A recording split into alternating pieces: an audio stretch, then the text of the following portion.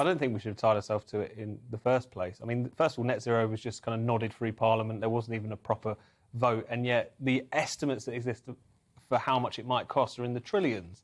And we're in the middle of a cost of living crisis. And every kind of assessment of how you could possibly get to this target, given the fact that a lot of the green technology we have just isn't there yet, will be making people's lives more expensive and more difficult. And until we solve that, then this is a suicidal proposition. And I think in the current leadership debate, you can understand why they're kind of tethered to it. No one wants to kind of alienate a certain wing of the party or to get a load of bad press. But someone in British politics needs to have the guts to stand up to this particular target. And so far, despite the fact I think Kemi Badenoch has tried to kind of like chart a middle course on this particular issue, the nettle needs to be grasped, I think, because especially now we can't be. This is it's a luxury we can't, afford anymore, I think. Yeah, I think someone who made quite an interesting point in this was, in fact, Tom Tugendhat in the last television debate, where he said that the atmosphere doesn't care where the carbon's coming from. And actually, the more we cut back, we're essentially exporting our carbon footprint abroad and self-flagellating at the same time and hamstringing our own industries. And I thought it was good that you raised nuclear as well, because I think in the longer term and the sort of medium term, it's about embracing gas. And I think in the longer term, it's about embracing nuclear, which is plentiful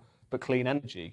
And I think we just need to be clear-eyed about this sort of thing. We shouldn't get into a situation where we're expecting people to put up with less and expecting people to not have a better lifestyle than previous generations. That's not a saleable political position for anyone, and we shouldn't embrace it just because that kind of eco-ideology is so popular among certain people.